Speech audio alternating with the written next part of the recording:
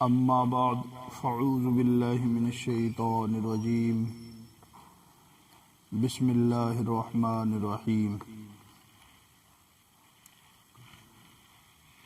مثل ما ينفقون في هذه الحياة الدنيا كمثل ريح فيها سر أصابت حرث قوم ظلموا أنفسهم فأهلكت وما ظلمهم الله ولكن أنفسهم يظلمون۔ اور مثال ان کی جو دنیا کی زندگی میں وہ خرچ کرتے ہیں ایسی ہے،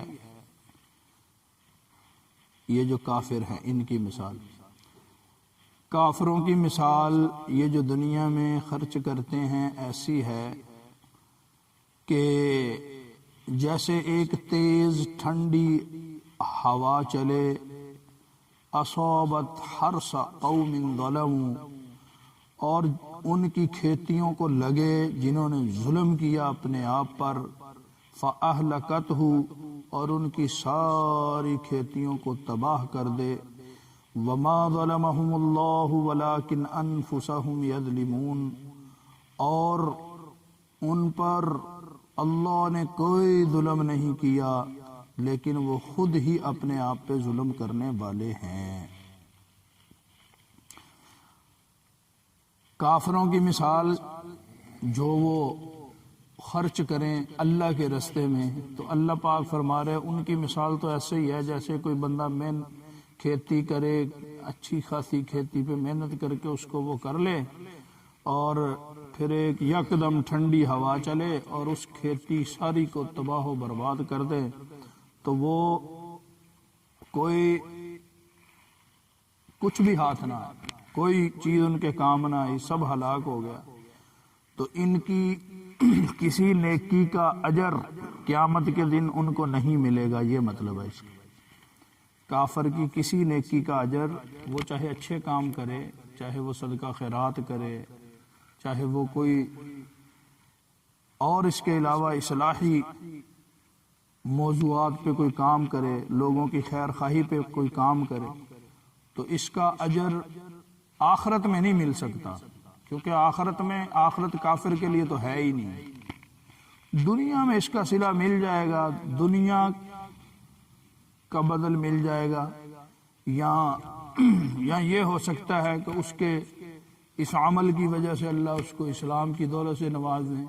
کافر ہونے کی حالت میں اس کا اجر قیامت کے دن نہیں ملے گا۔ جیسے ایک صحابی وہ آئے آپ صلی اللہ علیہ وسلم کی خدمت میں، تو انہوں نے آ کے عرض کی یا رسول اللہ، مسلمان ہوئے، پھر عرض کی یا رسول اللہ، حضرت صعصع بن ناجیہ ان کا نام تھا، پھر عرض کی یا رسول اللہ، ہم جو جہالت میں کفر کی حالت میں اچھے کام کرتے رہے، ان کا اجر وہ بھی ہمیں کوئی فائدہ دیں گے؟ تو آپ نے پوچھا کیا کام کیا تم نے؟ میں نے کہا یا رسول اللہ میرے 2 اونٹ گم ہو گئے، افق کی طرف چلے گئے، تو میں جو ایک اونٹ پہ بیٹھا ان کو ڈھونڈنے کے لیے نکلا، تو وہ جنگل میں ایک آبادی کے پاس میں پہنچا، تو وہاں ایک بابا جی مجھے ملے، تو میں نے ان سے کہا ایسے ایسے میرے اونٹ ہیں، ایسے ایسے داغ لگے ان پہ، ان کا، تو وہ ادھر دیکھے تو نہیں آپ نے؟ تو انہوں نے کہا ہاں وہ 2 اونٹ چرتے ہوئے آئے تھے، تو وہ ہیں ہمارے پاس، تو لیکن تم بیٹھو، تمہیں کھانا کھلاتے ہیں، دودھ پلاتے ہیں، کھجوریں کھلاتے ہیں۔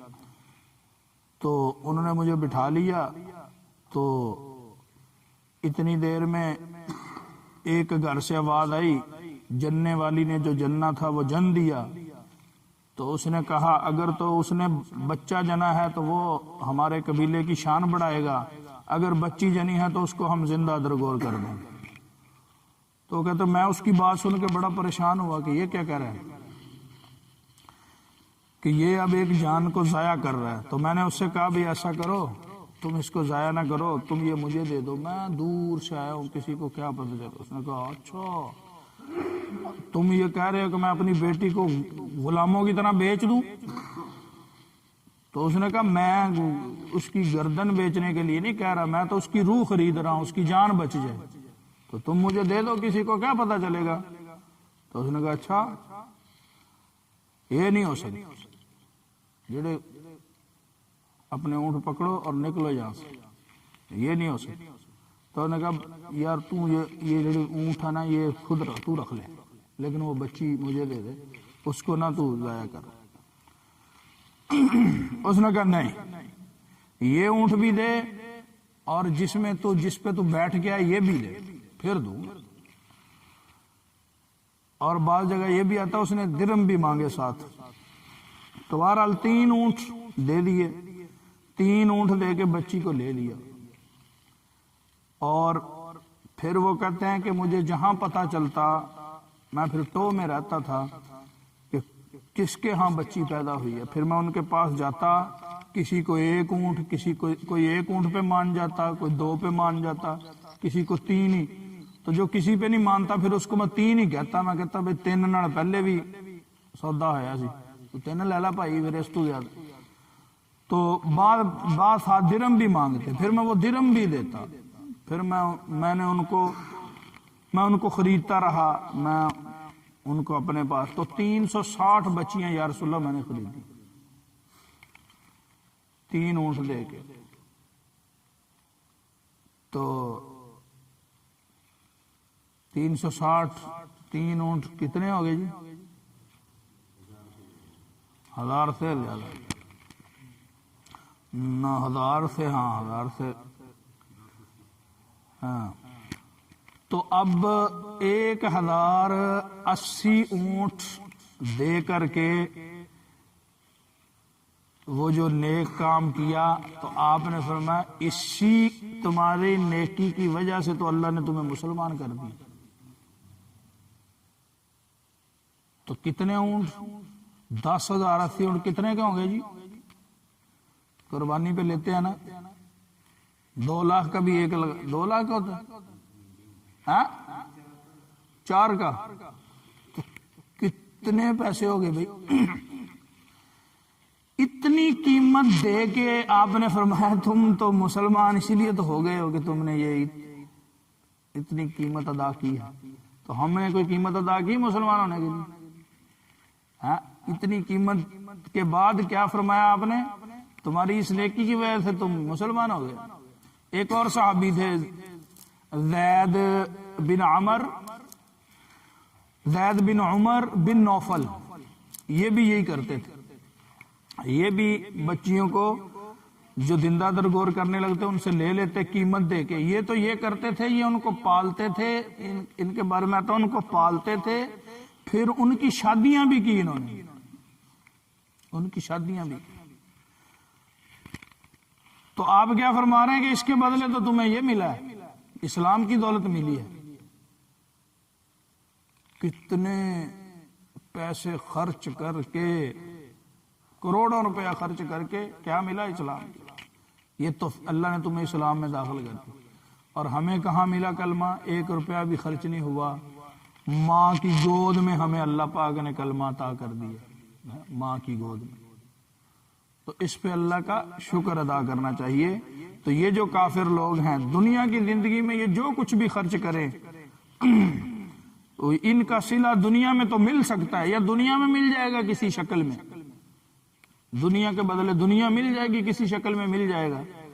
آخرت میں نہ یہ کسی چیز کی امید رکھیں، آخرت تو ہے ہی صرف مسلمان کے لیے ہے، جس نے کلمہ پڑھا، اللہ اور اس کے رسول پہ ایمان لایا، اس کے لیے آخرت ہے۔ یہاں پہلے لوگ جو نبی پہ ایمان لائے اور مسلمان تھے، اپنا سر جھکایا اللہ کے سامنے اور نبی کی اطاعت کی، نافرمان کے لیے دنیا میں تو صلہ مل سکتا ہے، آخرت میں نہیں اس کا کوئی حصہ۔ ہاں، جو صلہ جو اللہ نے جو رکھا ہے اس میں آئے، پہلے اسلام میں داخل ہو پھر اس کا صلہ ملے۔ جو اسلام میں داخل ہو جائے اس کو تو پھر فرمایا بہت بڑی نہیں،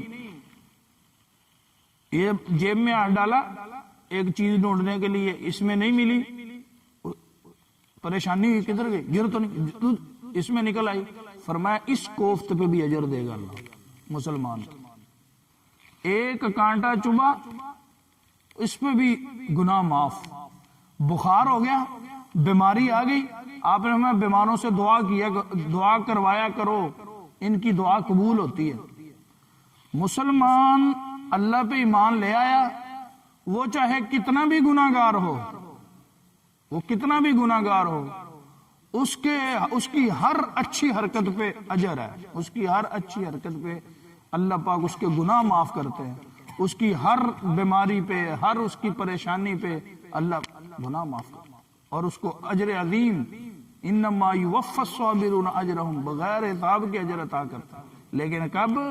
جب وہ مسلمان ہو تو اس وقت اس کی ہر پریشانی پہ اس کو اللہ پاک اجر، لیکن مسلمان نہیں ہے، کافر ہے، وہ جتنے بھی خیر کے کام کرے گا، یا تو یہ ہو کہ وہ اسلام میں داخل ہو جائے گا تو بعد میں اس کو اجر ملے گا، یا یہ ہے کہ دنیا میں اس کا بدلہ کور کر دیا جائے گا، آخرت میں وہ کسی اجر کی امید نہ رکھے۔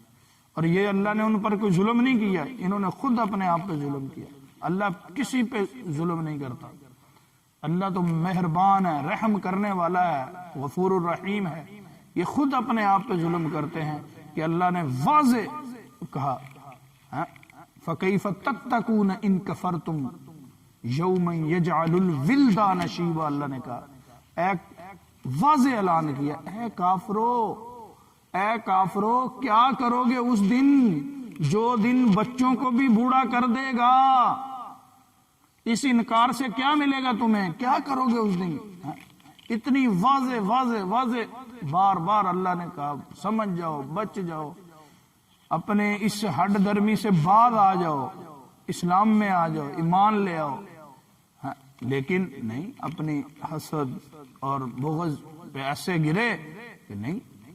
تو اللہ نے تو نہیں ظلم کیا، اللہ تو بار بار بلا رہے ہیں آ جاؤ آ جاؤ آ جاؤ، اللہ رب العالمین۔